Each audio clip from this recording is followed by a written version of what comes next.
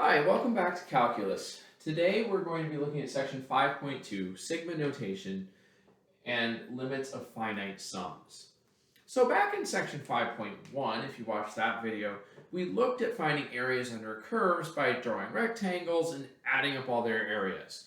And so those are finite sums. We had, 4 or 8 rectangles. We would find their areas and we'd add them all together. That's what a finite sum is. And so we have some notation for finite sums, or for infinite sums too, but those are another story here. All right, so here's our notation for a finite sum. This funny looking E thing is this Greek letter sigma, so hence the sigma notation.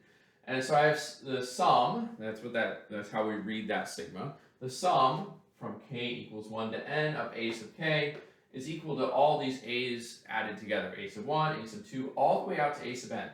So k is called the index, and it just tells us how many of these things and which ones we're going to add together.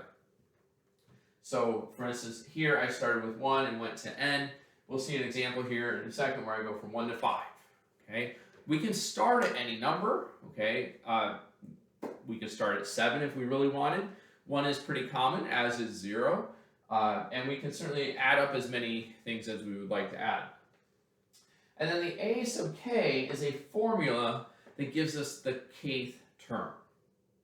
So, for instance, here's my example. I have the sum from k equals 1 to 5 of k squared. So the formula for each term is just that number squared.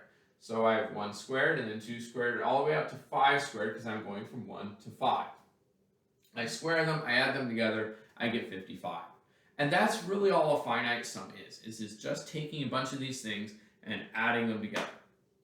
All right, so let's keep going and see what else we can say about finite sums. Okay, so continuing on, we have some algebra rules that we can work with these finite sums. And these are really handy because, as we'll see here shortly, there are formulas for certain sums, and we'll get into those here on the next board. But for now, we have these algebra rules that will then allow us to manipulate our sums. The first one is the sum rule. If you have the sum from k equals 1 to n of a sub k plus b sub k. So now we have two pieces in our sum that are all being added together. It's the same as if you added all those first pieces, added all the second pieces, and then took the answers and put them together. And that makes sense, right? Addition is certainly rearrangeable. So you can take all those a's and put them in one group, take all the b's and put them in the other group, add them up, and then put the two answers together. Turns out the same thing works for differences. So I didn't write it down, but we could just change this to a minus sign, and all we'd have to do would be to change that to a minus sign as well, and it would work. We have a constant multiple rule. So c here is going to be a constant, so c times some formula. Well, if you have c times some little formula for a sub k, you can pull that c out front and just multiply it by the sum. And again, this is going to be handy because, like I said just a second ago, we're going to have some formulas that people have figured out over time for a few sums. And so if we know that formula, it's nice to be able to pull that constant out so that we have our formula that we can do and then multiply by that constant. And then we have the sum of a constant value. So see here again, it's just a constant. It could be like 3. Well, if you add up 3 over and over and over again, that's just the same as doing multiplication. So if we go from 1 to n of the constant, it's just n, whatever that top number is, times the constant. All right, so let's get into this a little bit deeper. We're going to look at a few very common formulas for certain sums. And then we'll finish up by bringing this back to those rectangles that we talked about in section 1. So here we go. All right, so here are 3 basic formulas that we're going to have for our sums. There are plenty more that you could work with, but these are 3 pretty common ones. So the first one is the sum of the first n integers. So what happens if you add up 1, 2, 3, all the way to, 5,000? Well, there's a formula for that. The sum from k equals 1 to n of the first k integers, so k would be here 1 and then 2 and then 3, adding all those up to some predetermined point. You take that predetermined point n, multiply it by n plus 1, and divide by 2. So if you want the first 5,000 integers, 5,000 times 5,001 divided by 2. Done. Pretty fun.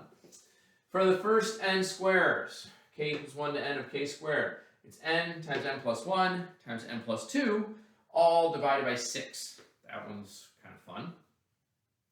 And then finally, the first n cubes, k equals 1 to n of k cubed, is n times n plus 1 over 2. So notice that's the same as for the first n integers, but we square it.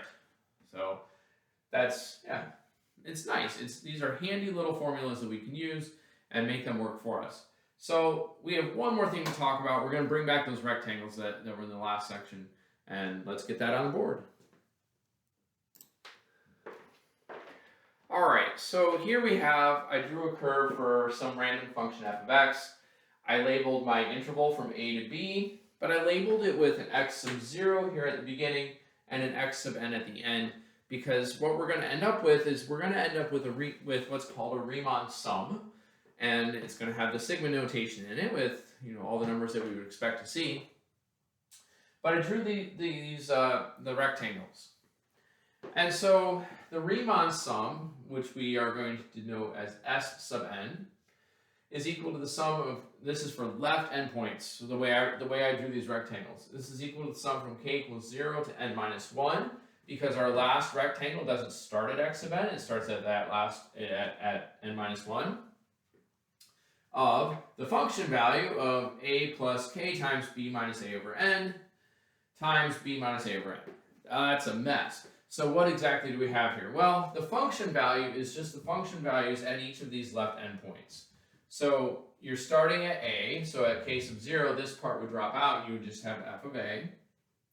But then when k is 1, you go to that next rectangle, and it slides you over just that tiny little piece of our x-axis, right? B minus a over n here is the width of each of those rectangles, right? B minus a divided into n intervals.